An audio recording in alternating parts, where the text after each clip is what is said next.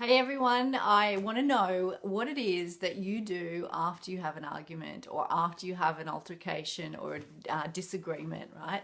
What do you do? Because we know what we do in the argument or in the altercation. You know, we might scream, we might yell, we might not do any of that. We might hide and we might shut the door, or, you know, or we may not even do that. We may use our physical body and we scrunch our teeth and we scrunch our hands and we stamp our feet like children, right? Which I've also been guilty of in the past as well.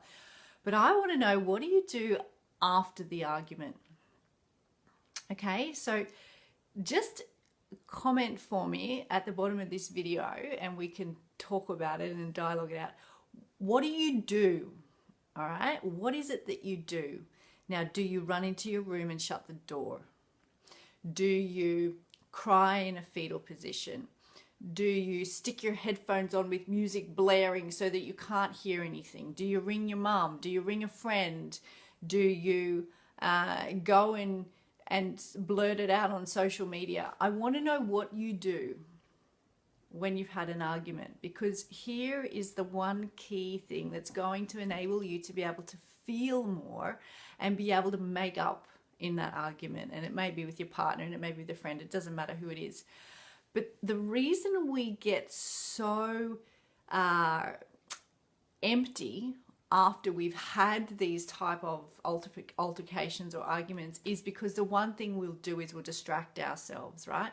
So we'll go and put on that music, or we'll just go and ring a friend, or we'll go and exercise, or we'll punch a bag, and all of that's okay. But what it's doing is distracting us from getting in and actually letting us feel what's going on for us. So after it's all said and done, the emptiness occurs because you distract yourself from letting yourself feel. So the key here to be able to feel and make up after that argument is to be able to allow yourself the time, be able to allow yourself the space to be able to connect with your feelings. Is it something that's coming up for you as you're doing this? Does it feel uncomfortable? Is it something you don't want to listen to or don't want to acknowledge? It might be that you've always, if you give yourself the time after this argument and let yourself feel, you might feel like you're always wrong. You might feel like you're always unheard. And if you're always unheard, does that mean you feel unloved? And when you get this knowledge, because you've allowed yourself the time to connect with yourself without distraction, what happens is you can then go back to the person you've had the argument or altercation with, and you come from a different platform. Okay, you'll come from a platform of being able to, hey Rach, you'll come from a platform of being able to know yourself a little bit better. We're just talking about after you've had the argument and after you've had that altercation, what do you do? You know, do you allow yourself time to connect, or do you distract yourself? And most of us distract ourselves, and that's why we'll feel empty. So what I want to know is what you do. Comment down below, Rach, what you do after it's all said and done. When the argument's done, what do you actually do? So let me know about that so we can actually take it a little further. So just remember, the key here that we're talking about is actually being able to not distract yourself from the feeling you have after it's all said and done. Okay? Don't distract yourself. Let yourself go into that space. Hi, Suma. I hope I pronounced that correctly. Go back and let yourself feel. Okay, so after it's said and done, give yourself the attention you need, the quiet space you need, and the nurturing you need to not distract yourself. And when you don't distract yourself, you're going to get very clear with your stuff.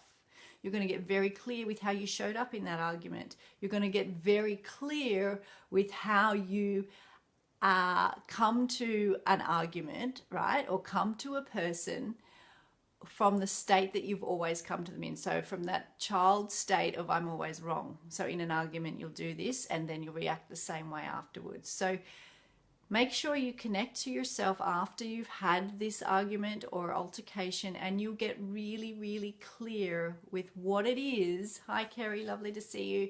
You'll get really clear with what it is that is actually going on for you. Because the minute you have had this argument and you do not allow this space, you will be distracted and you will get more of what you've already gotten, because you haven't allowed yourself the time to be able to stop and be able to feel.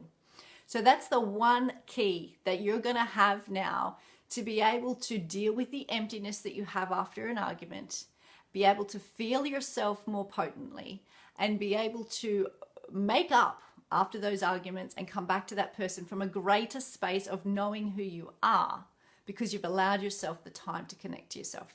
So I know that this will have served you in some way. If you've got any questions, hi Kerry again, if you've got any questions, reach out to me and just drop down in the comments what you would generally do after an argument. What would you generally do? For me, it would normally be ring someone. So now that I'm aware of that, I just go to my room and I let myself really connect to the feelings that I've got coming up for me and what that looks like and what's happening in my pattern of behavior here and how I can now change that going forward.